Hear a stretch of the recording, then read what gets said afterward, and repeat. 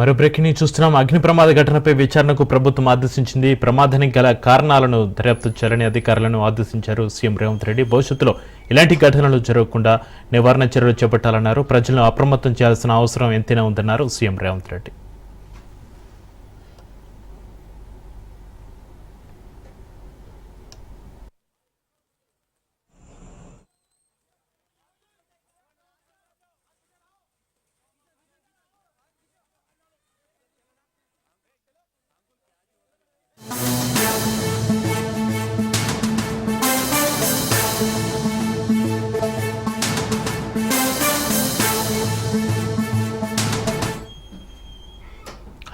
అగ్ని ప్రమాద ఘటనపై విచారణకు ప్రభుత్వం ఆదేశించింది.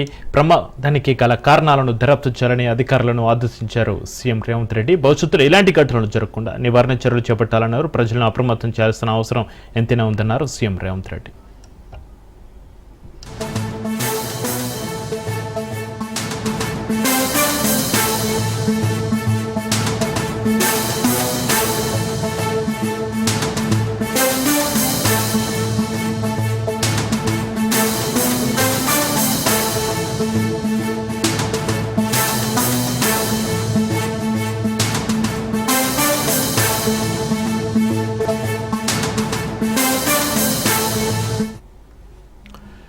అగ్ని ప్రమాద ఘటనపై విచారణకు ప్రభుత్వం ఆదేశించింది. ప్రమాదానికి గల కారణాలను దర్యాప్తు చేయాలని అధికారులను ఆదేశించారు సీఎం రేవంత్ రెడ్డి. భవిష్యత్తులో ఇలాంటి ఘటనలు జరగకుండా విచారణ చర్యలు చేపట్టాలన్నారు. ప్రజలను అప్రమత్తం చేయాల్సిన అవసరం ఉందన్నారు సీఎం రేవంత్ రెడ్డి.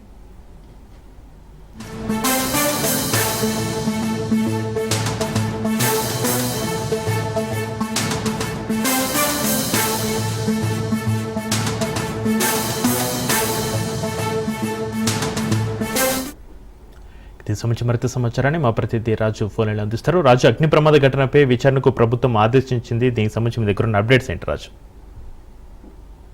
హౌస్ లో జరిగినటువంటి భారీ అగ్ని ప్రమాదం ఏదైతే ఉందో ఈ అగ్ని ప్రమాదంపై సీఎం రేవంత్ రెడ్డి పూర్తి స్థాయి విచారణకు ఆదేశించడం జరిగింది. ఈ రోజు జరిగినటువంటి ఏదైతే ప్రమాదం ఉందో ఇందులో 17 మంది కూడా మృతి చెందడం పట్ల సీఎం రేవంత్ రెడ్డి తీవ్ర విచారం వ్యక్తం చేయడం జరిగింది. దీనిపై ఇప్పటికే రాష్ట్ర ప్రభుత్వంలో ఉన్నటువంటి మంత్రులందరూ కూడా ఇక్కడ డిప్యూటీ సీఎం బట్టి విక్రమార్క, అదేవిధంగా పొన్నం ప్రభాకర్, ఇతర ఏదైతే మంత్రులు కూడా అక్కడికి వెళ్ళడం జరిగింది. సంఘటన స్థలానికి వెళ్లి అక్కడ ఉన్న వారికి ఎవరైతే క్షతగాతులు ఉన్నారో వారికి మెరుగైన వైద్యం అందించాలని ఇప్పటికే ఆదేశించడం జరిగింది. రాష్ట్ర ప్రభుత్వం కూడా ఈ యొక్క అంశాన్ని సీరియస్ గా తీసుకుందని చెప్పేసి కూడా ప్రభుత్వ వర్గాలు చెప్తా ఉన్నాయి. దీనికి సంబంధించి పూర్తి విచారణకు ఆదేశించినట్టుగా సీఎం రేవంత్ రెడ్డి తెలపడం జరిగింది. ప్రమాదానికి దారి తీసినటువంటి అసలైన కారణాలన్నింటినీ కూడా లోతుగా దర్యాప్తు చేయాలని చెప్పి అధికారులకు సీఎం రేవంత్ రెడ్డి ఆదేశాలను జారీ చేయడం జరిగింది. భవిష్యత్తులో ఇట్లాంటి దుర్ఘటనలు మళ్లీ జరగకుండా కూడా నివారణ చర్యలు చేపట్టాలని చెప్పి కూడా సీఎం పేర్కొనడం జరిగింది. ప్రజలను అప్రమత్తం చేయాల్సిన బాధ్యత అధికారులపై ఉందని చెప్పి కూడా సీఎం అయితే చెప్పిన పరిస్థితి కనిపిస్తా ఉంది.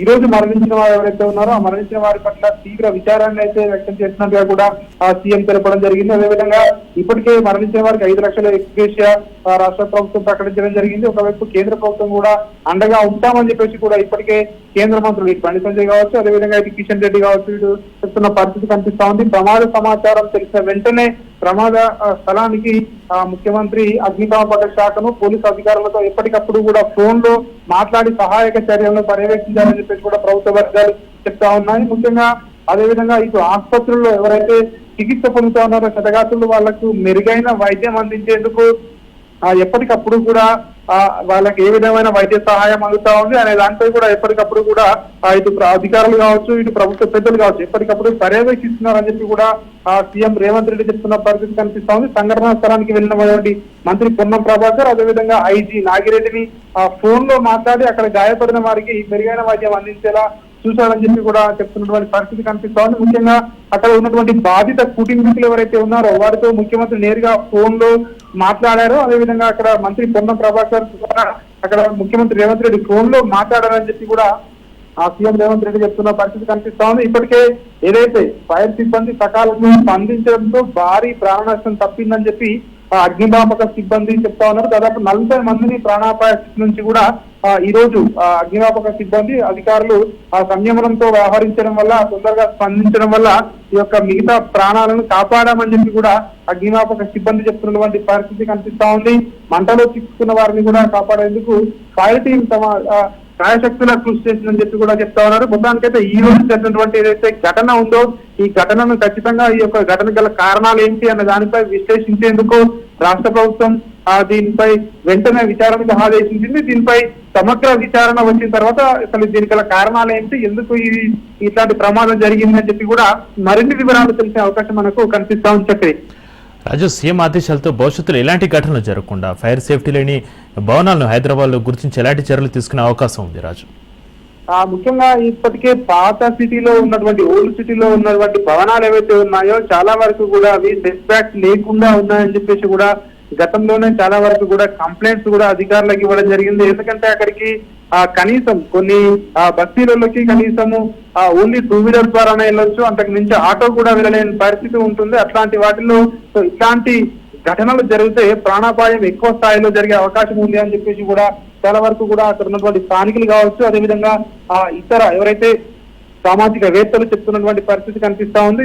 ఇట్లాంటి ఘటనలు జరగకుండా ఉండాలంటే భవిష్యత్తులో ఏదైతే కొత్త నిర్మాణాలు కావచ్చు, అదేవిధంగా ఇంకా ఇతర ఏదైతే రోడ్ వైండింగ్ ఏదైతే వచ్చే ఏదైతే అవకాశం ఉందో అట్లాంటి వాటిల్లో ఖచ్చితంగా కఠినంగా వ్యవహరించాలని చెప్పి కూడా చెప్తా ఉన్నారు. కొంతమంది అధికారుల నిర్లక్ష్యం వలన ఇట్లాంటి ఘటనలు జరుగుతున్నాయని చెప్పి కూడా విమర్శలు వెలువెత్తుతా ఉన్నాయి. ఎందుకంటే చాలా వరకు కూడా అధికారులు సెట్ బ్యాక్స్ విషయంలో చూడనట్లు వ్యవహరిస్తున్నారని చెప్పేసి కూడా ఇప్పటికే విమర్శలు ఉన్నాయి.